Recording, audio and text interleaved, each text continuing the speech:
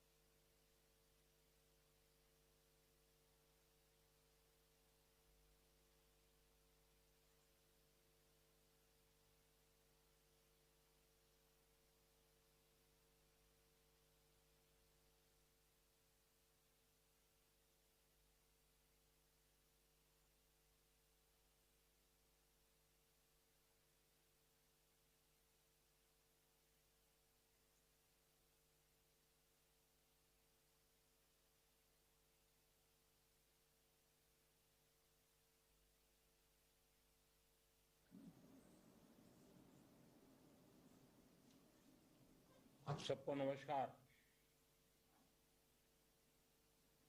सबसे पहले तो कुछ नई दायित्व वाले लोग हैं तो मैं परिचय करवा दूं ताकि आपको भी सुविधा रहेगी। श्रीमान मनसुख भाई मांडविया वे अभी हमारे नए हेल्थ मिनिस्टर बने हैं। उनके साथ एमओएस के रूप में डॉक्टर भारती पवार जी भी बैठी हैं। वो हमारे हेल्थ विभाग में एमओएस के रूप में काम कर रही है। दो और लोग हैं जिनका आपका संबंध रेगुलर रहने वाला है। वो है डोनर मंत्रालय के नए मंत्री श्रीमान जी किशन रेड्डी जी, और उनके साथ एमओएस बैठे हैं श्रीमान बीएल वर्मा जी। तो ये परिचय भी आपके लिए बहुत जरूरी है। साथियों, कोरोना से नॉर्थ ईस्ट में आप सभी किस प्रकार से कुछ इनोवेटिव आइडियाज के साथ इससे निपटने के लिए जो मेहनत कर रहे हैं, आपने जो योजनाएं बनाई हैं, जो साकार किया है, उसका विस्तार से आपने वर्णन किया। आप लोग और एक प्रकार से पूरा देश और विशेष करके हमारे हेल्थ वर्कर्स हर किसी ने अपनी अपनी जिम्मेवारी निभाने के लिए गत 1.5 साल से लगातार परिश्रम किया है। नॉर्थ ईस्ट की भौगोलिक चुनौतियों के बावजूद टेस्टिंग और ट्रीटमेंट से लेकर वैक्सीनेशन का इंफ्रास्ट्रक्चर तैयार किया गया है।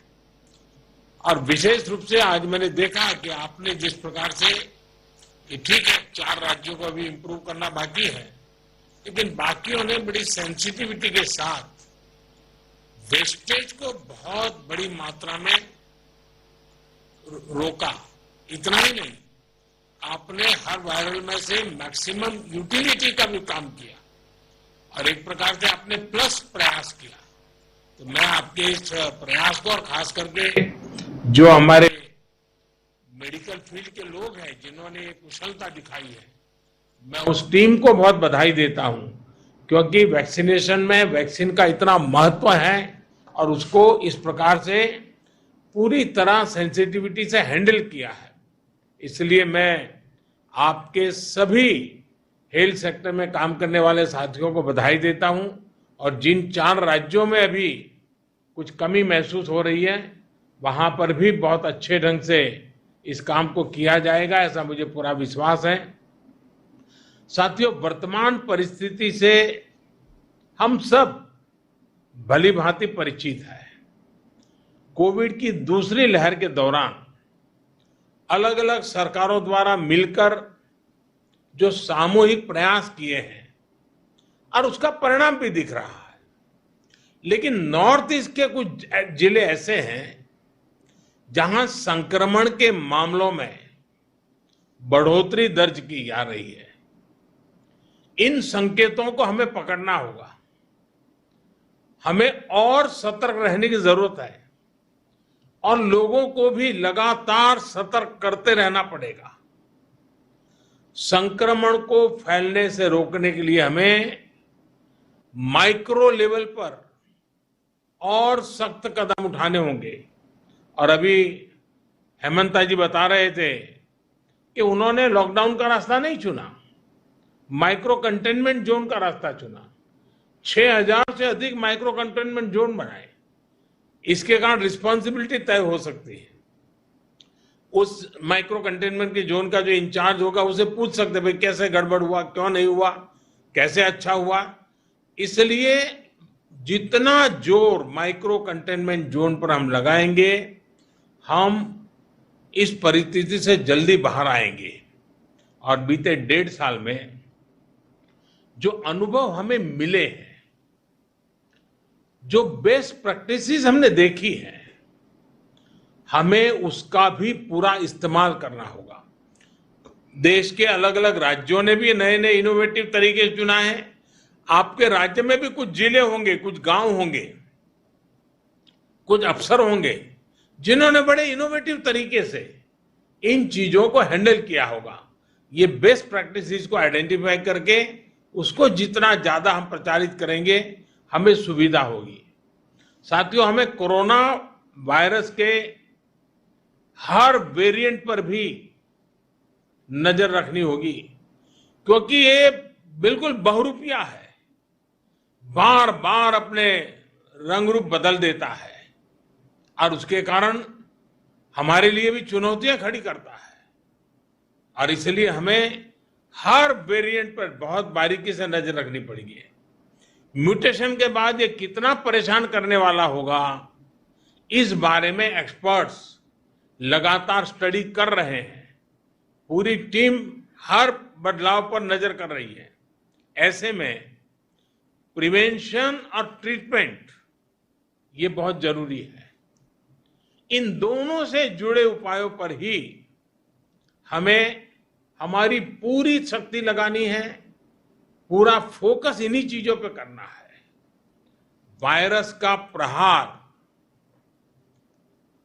वो 2 गज की दूरी, मास्क और वैक्सीनेशन के कवच के सामने कमजोर पड़ जाएगा। और ये हम पिछले 1.5 साल के अनुभव से देखा है। वही टेस्टिंग, ट्रैकिंग और ट्रीटमेंट, इसकी जो हमारी रणनीति है, जो हमारा इंफ्रास्ट्रक्चर है, वो अगर बेहतर होगा तो ज्यादा से ज्यादा जीवन बचाने में हम सफल रहेंगे। ये पूरी दुनिया के अनुभवों से प्रमाणित हो चुका है। और इसलिए हमें हर नागरिक को कोरोना बचाव के लिए बने नियमों का पालन करने के लिए निरंतर प्रोत्साहित करते रहना होगा। समाज के भी, सिविल सोसाइटी के लोग हो, धार्मिक समाज के जीवन के आगे मुखिया लोग हो, इन सब से बार बार ये बातें आती रहे, इसके लिए प्रयास करना पड़ेगा। साथियों, ये सही है कि कोरोना की वजह से टूरिज्म, व्यापार, कारोबार ये बहुत प्रभावित हुआ है। लेकिन आज मैं बहुत जोर देकर कहूंगा कि हिल स्टेशन में, मार्केट्स में बिना मास्क पहने, बिना प्रोटोकॉल का अमल किए बिना भारी भीड़ का उमड़ना, मैं समझता हूं एक चिंता का विषय है। ये ठीक नहीं है। कई बार हम ये तर्क सुनते हैं और कुछ लोग तो बड़ा सीना तान करके बोलते हैं, अरे भाई, तीसरी लहर आने से पहले हम एंजॉय करना चाहते हैं। ये बात लोगों को समझाना जरूरी है कि तीसरी लहर अपने आप नहीं आएगी। कभी कभी लोग सवाल पूछते हैं, तीसरी लहर की क्या तैयारी की है, तीसरी लहर के लिए आप क्या करेंगे। आज सवाल ये होना चाहिए हमारे मन में कि तीसरी लहर को आने से कैसे रोकना है, हमारे प्रोटोकॉल को चुस्ती से कैसे अमल करना है। अगर, और ये कोरोना ऐसी चीज है वो अपने आप नहीं आती है, कोई जाकर के ले आए तो आती है। और इसलिए हम अगर इन चीजों को बराबर सावधानी करेंगे तो हम तीसरी लहर को ही रोक पाएंगे। आने के बाद क्या करेंगे वो एक विषय है, लेकिन आते हुए रोकना ये प्रमुख विषय है। और इसके लिए हमारे नागरिकों में सजगता, सतर्कता, प्रोटोकॉल का पालन, इस पर हमने थोड़ा सा भी कॉम्प्रोमाइज नहीं करना है। और एक्सपर्ट भी बार बार ये चेतावनी दे रहे हैं कि असावधानी, लापरवाही, भीड़भाड़ ऐसे कारणों से कोरोना संक्रमण में भारी उछाल आ सकता है। और इसलिए ये जरूरी है कि हर स्तर पर हर कदम गंभीरता के साथ उठाए जाए। अधिक भीड़ वाले जो आयोजन रुक सकते हैं, उनको हमें रोकने का प्रयास करना चाहिए।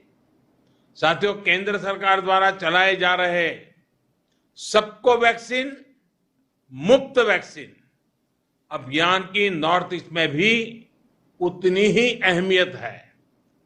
तीसरी लहर से मुकाबले के लिए हमें वैक्सीनेशन की प्रक्रिया तेज करते रहना है। हमें वैक्सीनेशन से जुड़े भ्रम को दूर करने के लिए सामाजिक, सांस्कृतिक, धार्मिक, शैक्षणिक जितने भी लोग हैं, जितने भी सेलिब्रिटीज हैं, सबको हमने जोड़ना है। हर एक के मुंह से इस बात को नीचे प्रचारित करना है और लोगों को मोबिलाइज भी करना है। अभी नॉर्थ ईस्ट के कुछ राज्यों में टीकाकरण को लेकर सराहनीय काम हुआ है। मैंने प्रारंभ में भी कहा, जहां कोरोना का संक्रमण फैलने का खतरा ज्यादा है, वहां वैक्सीनेशन पर और भी बल दिया जाए। साथियों, हमें टेस्टिंग और ट्रीटमेंट से जुड़े इंफ्रास्ट्रक्चर में सुधार करते हुए आगे चलना है। इसके लिए हाल ही में कैबिनेट ने 23,000 करोड़ रुपए, भारत सरकार ने 23,000 करोड़ रुपए का एक नया पैकेज भी स्वीकृत किया है। नॉर्थ ईस्ट के हर राज्य को इस पैकेज से अपने हेल्थ इंफ्रास्ट्रक्चर को मजबूत करने में बहुत मदद मिलेगी।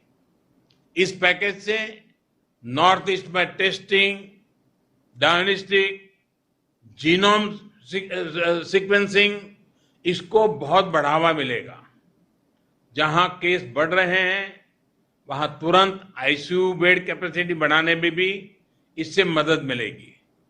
विशेष रूप से हमें ऑक्सीजन पर पीडियाट्रिक केयर से जुड़े इंफ्रास्ट्रक्चर के निर्माण के लिए तेजी से काम करना होगा। पीएम केयर्स के माध्यम से देश भर में सैकड़ों नए ऑक्सीजन प्लांट्स लगाए जा रहे हैं और मुझे खुशी हुई आप सभी मुख्यमंत्रियों ने इस काम में जो तेजी से प्रगति हो रही है, इसके लिए बहुत संतोष व्यक्त किया। नॉर्थ ईस्ट के लिए करीब 150 प्लांट स्वीकृत हुए हैं। मेरा आप सभी से आग्रह है कि ये जल्द से जल्द पूरे हों, कहीं कोई बाधा ना आए, इस पर भी एक दृष्टि रखें। और इसके लिए आवश्यक जो मैन पावर है, स्किल मैन पावर है, उसको भी तुरंत साथ साथ तैयार कर लीजिए, ताकि बाद में जाकर के वो दिक्कत ना आए। नॉर्थ ईस्ट की भौगोलिक स्थिति को देखते हुए अस्थायी अस्पताल बनाना भी बहुत जरूरी है। एक और अहम विषय है, जैसे मैंने प्रारंभ में कहा और फिर भी एक मैंने उल्लेख किया, ट्रेन मैन पावर का। जो ऑक्सीजन प्लांट लग रहे हैं, जो आईसीयू वार्ड बन रहे हैं, जो नई मशीनें ब्लॉक स्तर के अस्पतालों तक पहुंचाई जा रही हैं, उनको सुचारू रूप से चलाने के लिए ट्रेन मैन पावर भी आवश्यक है।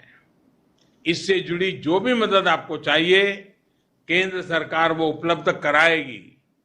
साथियों, आज हम पूरे देश में 20 लाख से अधिक टेस्ट प्रतिदिन करने की क्षमता तक पहुंच चुके हैं।